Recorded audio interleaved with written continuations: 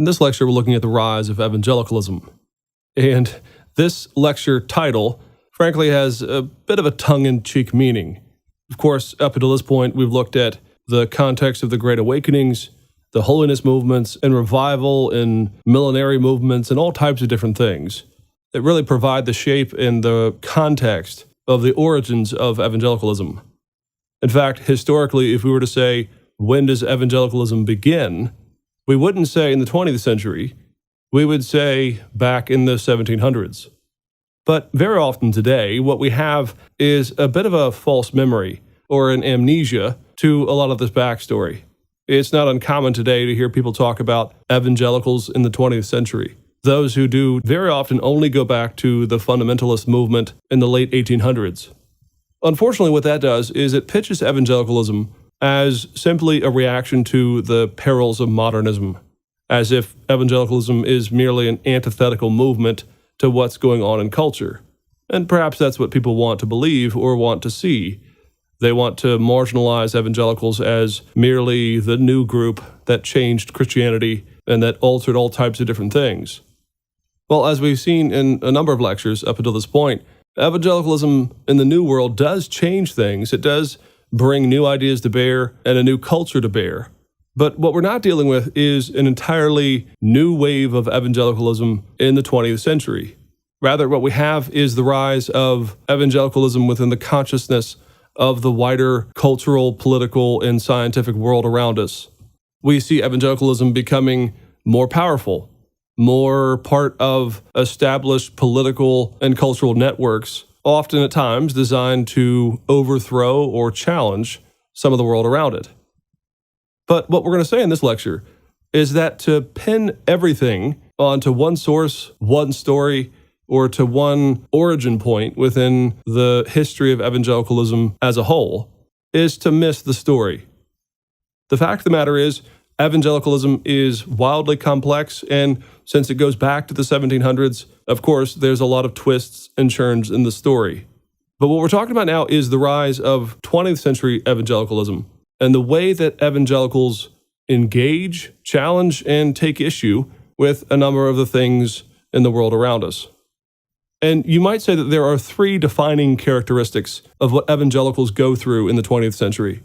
Three defining questions or issues that we're going to see recur again and again and again in the context of the modern world. And the first is evangelicals have to work very hard in the 20th century at defining to what extent are they part of this fundamentalist reaction against the modern world, and to what extent are they not. Of course, in our lecture on fundamentalism, we did talk a lot about the variety of different reactions and rejections of certain very hostile modernistic tendencies over against the faith. So not everything that is evangelical is fundamentalist. But you might say that the 20th century was the shaking out of what that definition is.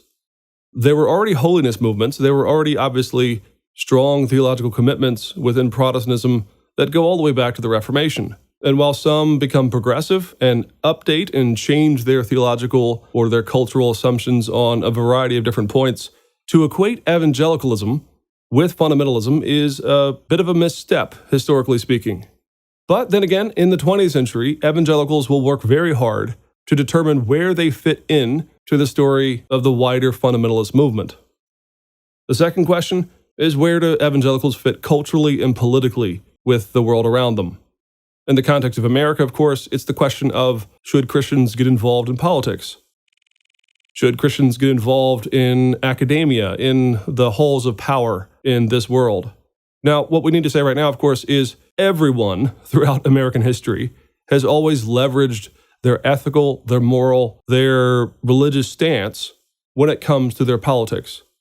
In some ways, this is the curse of America, you might say, though I don't mean that to be too negative. But rather, it's the problem that we have, which is America, for all of its separation of church and state, very often cannot tell where the theological or the philosophical positions of people begin and where their political involvement ends. This means that one group, despite their commitments, ethically, theologically, whatever, are yelling at some other group because they're, quote, bringing their faith into politics. Well, that's the American story, I'm afraid. everyone does this. The problem is to what extent and in what way. And evangelicals in the 20th century will not be immune to that. In fact, they'll be very much part and parcel to that unfolding story. And thirdly, lastly, what are the theological limits within evangelicalism?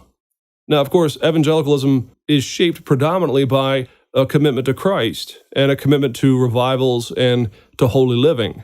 The problem, though, of course, is that is not necessarily a creedal confessional boundary as to what defines them theologically. And you really see precursors of this in the 19th century. But evangelicals, particularly in the 20th century, will fight a number of wars internally, metaphorical wars, of course, as to what it is to be evangelical. Is it okay to embrace, for example, open theism? Or is it okay to embrace certain theological or cultural positions that are not typical for other evangelicals? And you see at times movements to spit out some group and let them go be their own thing and to no longer call them evangelical. Well, okay, let's go through the history of the development of evangelicalism in the 20th century. The backdrop, of course, is the revivals, revivalism, and the modern world after Darwin. We saw, of course, in our lecture on fundamentalism that there were a number of folks who were beginning to really react negatively to the desire by some, both in the church and from outside the church, to challenge traditional doctrines. So, for example, the modernist belief that there can be no such thing as a miracle. Well, of course, the church, not just evangelicals, but the church has always said that miracles are possible. God is the creator and he can do as he wishes. And in fact, the New Testament and the Old Testament are full of accounts of God intervening in a miraculous way. Things like this become really the defining separation between progressives and those who were part of the revival movement. But what happens in the early 1900s is a number of folks begin to organize themselves, you might say, around this fight, this struggle against the world that is progressive. So in 1919, there is founded the World Christian Fundamentals Association. It's a bit of a long name, a bit of a hard name sometimes to say, if you say it too fast. But this group is in particular where we get the real core ethos of what the fundamentalist movement is, at least as we know it today. And this was started by William Bell Riley, a man who very much came out of the holiness tradition of the 1800s and who was very much concerned about modernism. And actually, it's this group in 1919, again, that gives us the name fundamentalist in that very crystallized sense. There was a man in 1920, just a year after, named Curtis Laws, who was a Baptist man and a journalist. And he wrote about this new group who was centered around this fight with the modern world, with the progressives. And he says, how are we going to describe them? How are we going to label this group? And he tries on a few names, and he says that they're all wanting. That when you try to encapsulate really what the group here in 1919 is about, there's no single doctrine, but rather there is a core conviction to fight the fight. And so he says, how about we call them fundamentalists? And of course, the history of that word has just spread like wildfire.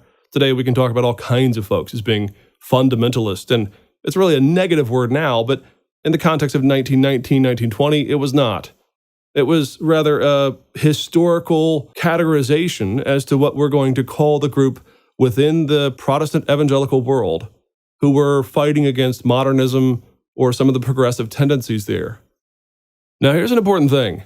Despite the fact that fundamentalists here in the early 1900s have a great deal of power, they were not embraced by everybody. In some ways, their fight and their relationship to the wider Protestant world mimics some of the fights about revivals that we saw in the Great Awakening movements. There were some, actually not a few people, who felt that fundamentalists were taking hostage the evangelical and the Protestant witness.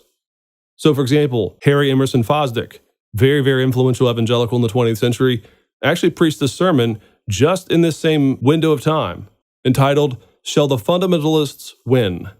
And of course, he says, Lord, I hope not. That's really his position. And he cites that he feels that the fundamentalist movement is anti-intellectual, anti-tradition, and anti-modern, at least in the sense of being anti-anything that is current. You might say that he's saying that fundamentalists have thrown the baby out with the bath. In their effort to fight against progressives, they're now fighting against everyone who happens to be living in the 20th century. So right there, you see a bit of a split.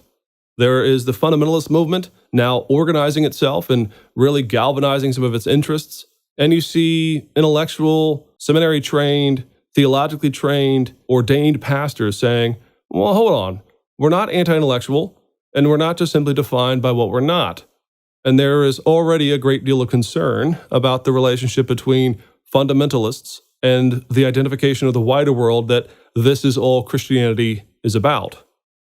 One of the more important things, though, about this fundamentalist group, the World Christian Fundamentals Association, is it actually marks one of the earliest times, at least, not the earliest, but one of the earliest times in which evangelicals get involved with politics and with creating policies that they hoped would stem the tide of the modernist movement. Now, this is important. It is not the moral majority. It is not the 1980s. It's not Jerry Falwell who invents the idea that evangelicals should be involved with policies, politics, or the world around us. Again, all types of different worldviews do this, and they continue to do so in the 21st century. But in terms of evangelical history, it's actually right here in the context of the early 1900s where you begin to see this fundamentalist group begin to sort of leverage its weight in the political arena in order to get legislation passed that they hope, again, will hold off the progressives. And in fact, it's this group that provides the context for the Scopes monkey trial. There was a man who was very instrumental and, in fact, a leader in this group named John W. Butler. Butler was a politician. He actually ran for president at one point. Obviously, it failed, or you would remember his name. But Butler was a man who was very much concerned about where the world was going. And so he got involved in the state of Tennessee with the passing of legislation that would take his name. It's called the Butler Act. And the Butler Act in Tennessee made it illegal, in a misdemeanor sense, to teach evolution in public schools. And this more or less is the first political attempt to hold off Darwinianism. And it does give rise to the Scopes monkey trial, which so many of us are aware of. Now here's the problem. Most of what we know about the Scopes monkey trial at the popular level, at the more or less urban legend level, is entirely made up. It's simply not the case historically. The problem here, of course, is there is a very important book, Inherit the Wind, that became an Academy Award-winning movie and then a play. And it's a more or less account or a retelling of the story. The problem, though, is it functions very much like the Scarlet Letter does for the history of Puritanism. It's completely made up in the sense of it puts in play ideas and vocabularies and concepts that were not there in the original. In fact, Inherit the Wind, the book, is not written about Christianity and modernism.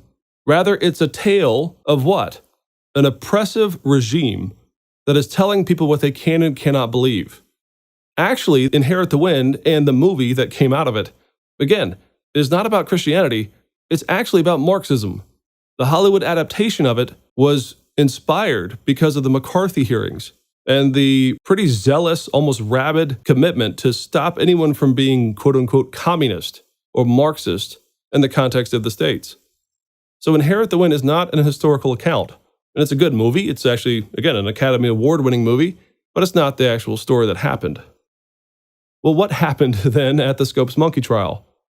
Well, of course, there is an element of Darwinianism and evangelicalism that's at play here. The Butler Act was a real thing. And John Butler actually believed that it would work. He was, again, part of the fundamentalist movement. The rest of the story, though, is where we tend to go off the rails. The fact is that the Scopes monkey trial was a publicity stunt. What happened was when the legislation was passed, the ACLU doesn't see it so much as a problem of religion. Rather, they are concerned about the problem of the First Amendment and free speech. They are concerned that limiting what people are allowed to say is fundamentally against the First Amendment of the United States. They actually have a point here on some level. But again, the ACLU is not actually going after this because it's a religious issue. In fact, when it does immediately become one, they are actually a bit concerned, though they don't pull the plug. The ACLU actually, when the Butler Act was passed, issued a statement that they were looking for anyone who was willing to take this to court, that they would fund it, that they would back it. Now, of course, no one really wanted to do this. No one wanted to be that out in the open about it. They didn't want to be shunned in certain communities. However, in the city of Dayton, Tennessee, there was a man by the name of George Rapelier. And George was a church-going man. He actually was a Christian. but he was a believer in evolution. He believed that it was compatible with his Christian faith. He was an engineer, though, and he had an eye towards PR, let's say. And George writes to the ACLU and says, well, I'm willing to try to stoke something up here in Dayton.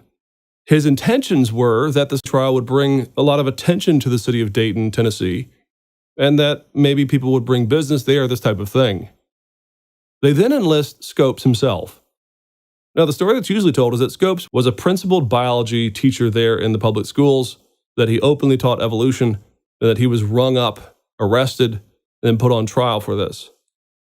Actually, Scopes was in on it. George approaches him, and he says, hey, how about we collaborate and come up with a show trial to put this issue on the map? The problem, though, is Scopes isn't actually the biology teacher in the local school. He's the football coach. Straight up, he's the football coach. He substitute taught the course on biology whenever he needed to. He had a minor in geology. He did not actually study biology in his collegiate days. What's interesting is when asked, Scopes says, well, actually, I don't know if I taught evolution to anybody. And actually later a reporter finds out that when it came to the chapter from this textbook that discussed evolution, that Scopes actually skipped the chapter and moved on. Meaning, Scopes isn't the dyed-in-the-wool evolutionist that we think he is. Rather, he's just the man who said, sure, I'll do it. I'll have my name put out there as the man who taught evolution. The other thing is that a number of Scopes students were asked if they were taught evolution. It was an open secret actually there, and we know it now in the records, that the students were coached as to what to say. They were coached to talk about evolution, that Scopes had taught this in the classroom. So already, not the obvious case of religion on trial, this type of thing. The next piece is the man who in Inherit the Wind is seen as the hero. Clarence Darrow was actually himself a pretty pungent atheist, believe it or not, or at the very least an agnostic. But here's the thing, Darrow was in on it too. And the reason Darrow is selected is because he was very, very popular. Darrow was more or less the Johnny Cochran of his generation. Those of you who are, of course, aware of the O.J. Simpson trial will remember that Johnny Cochran was the profound defense attorney who became very famous for his defense of O.J. Well, Clarence Darrow had been part of himself a very showcase murder trial there in the early 1900s. In fact, it was called the trial of the century in its day. So Darrow is famous, and they know that if they use him, that all the eyes will be drawn to it. Okay, so what happened? Well, the short answer is, it's a result of a bit of a media propaganda war that made the Scopes trial what we know it to be today. There's a very famous man, an essayist, H.L. Mencken. Very, very popular, very, very scathing, very, very caustic, but a very, very influential writer around this day. H.L. Mencken actually takes the Scopes monkey trial on, and he is just blistering and scathing about these backward bumpkin religious types who are trying to end what he believes established science.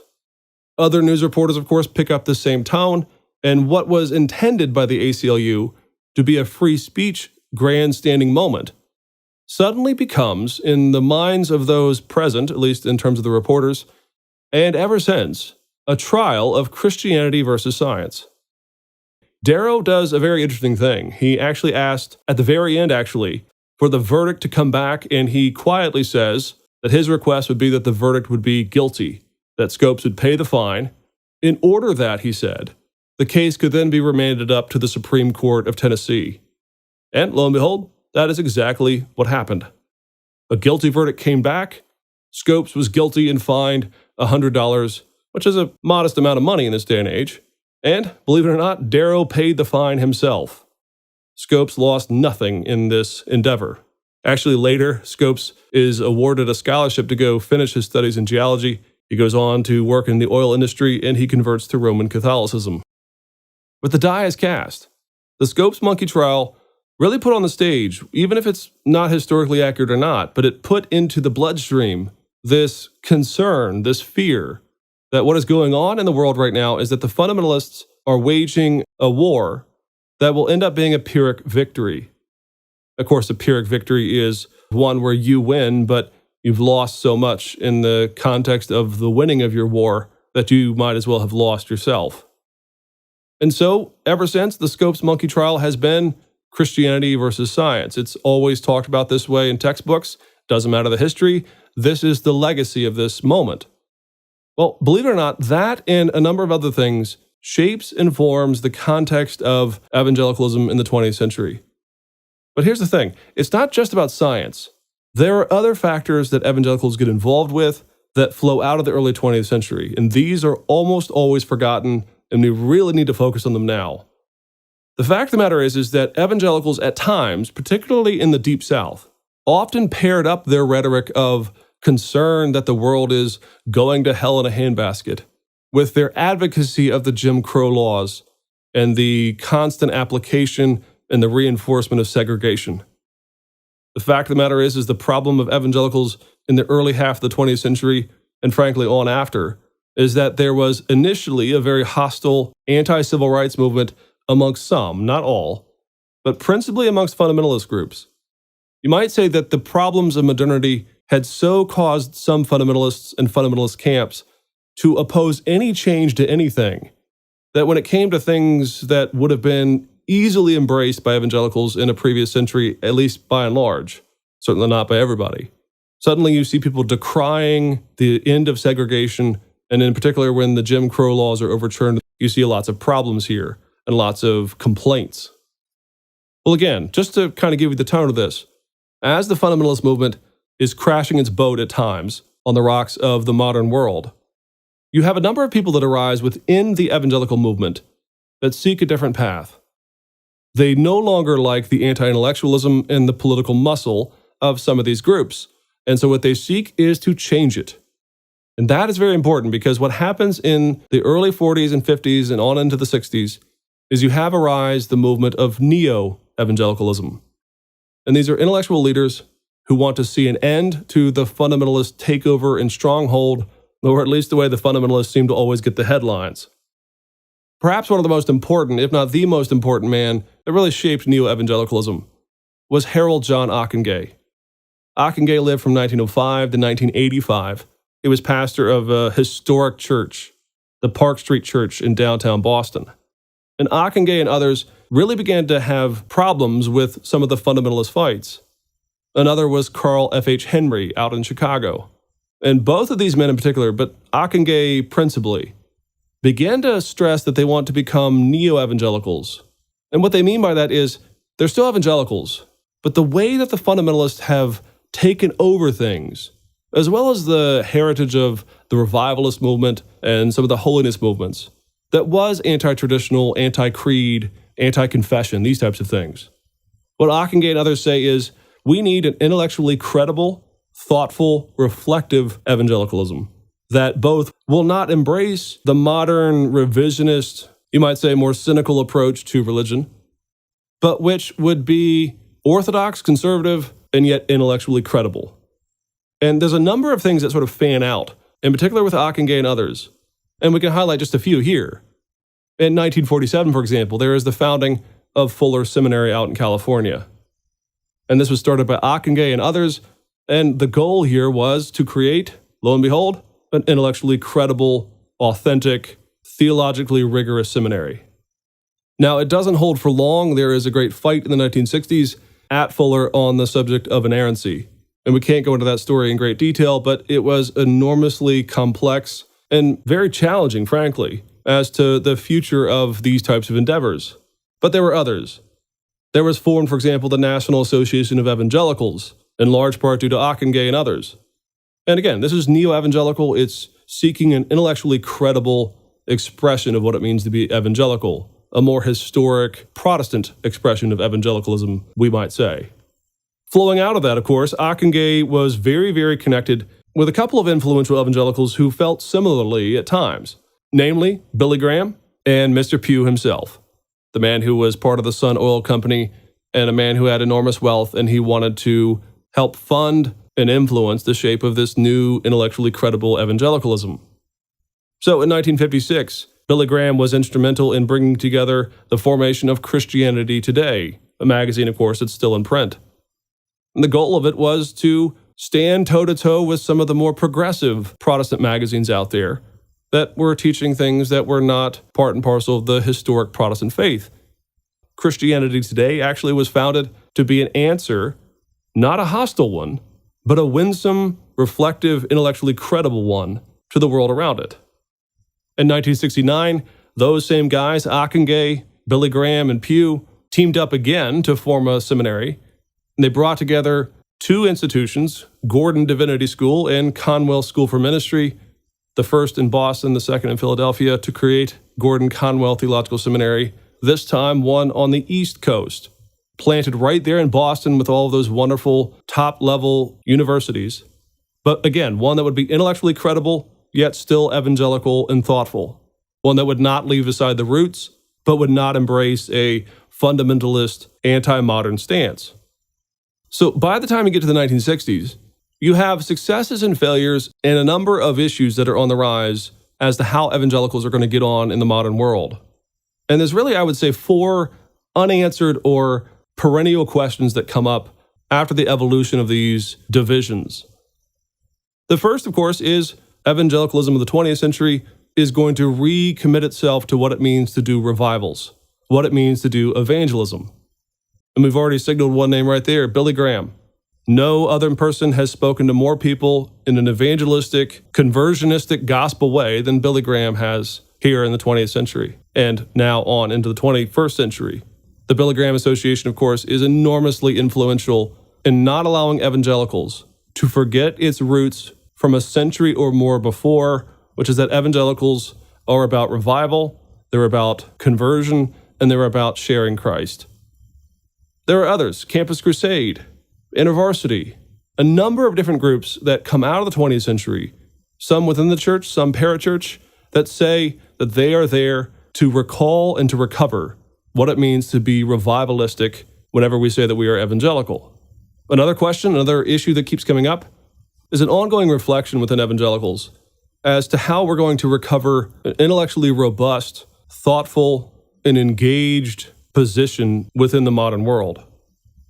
And this is really Ockenga and Carl F.H. Henry's vision that evangelicals would be detached from the anti-intellectualism of the fundamentalist movement. And we can think of Francis Schaeffer and the formation of L'Abri and a lot of his discussions of worldview and ways to offer critique without being critical. And of course, the magazine Christianity Today, which we've already noted. There really is a push, particularly from 1950 until now, for evangelicals to get back into the life of the mind, not as an exclusion of revivalism or conversionism or piety, but rather, if the evangelical world is going to have any answer for the modern world, they have to be intellectually credible. Third, to what extent do evangelicals want to keep going back to the issue of politics and to legislation in order to find its way forward in terms of the cultural fights around them? And frankly, it's still going on down to the modern world. If you are one of these people who believes that evangelicals now are too often engaged in politics, too often engaged in legislation, well, it's actually, again, something that has been around for quite some time. And evangelicals are not always happy about this. For every movement that was anti-science, for every movement that has sought change through politics or through an election, there have been just about as many who have said, I'm not sure if this is the way forward. We can't enforce it, we can't offer legislation, and even if we win, sometimes we lose. And that really is the legacy of the Scopes trial. Lastly, bridges and boundaries, as I say. How is evangelicalism going to go forward in the mid to late 20th century and down until today with determining how far is too far? On what issues will they compromise in order to collaborate? And you can think of all kinds of different things, of course, theologically. Will evangelical groups work together even if they share different views on baptism, the end times, these kinds of things? But also, very importantly, evangelicals have had to ask a lot of hard questions in the latter half of the 20th century as to will they engage with Catholics?